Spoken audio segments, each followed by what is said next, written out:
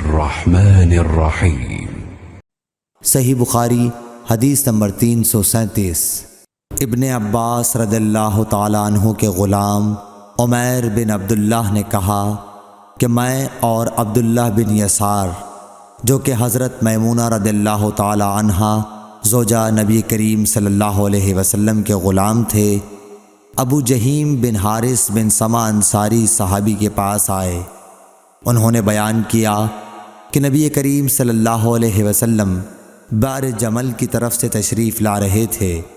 راستے میں ایک شخص نے آپ کو سلام کیا، یعنی خود اسی ابو جہیم نے، لیکن آپ نے جواب نہیں دیا۔ پھر آپ دیوار کے قریب آئے اور اپنے چہرے اور ہاتھوں کا مسح کیا، پھر ان کے سلام کا جواب دیا۔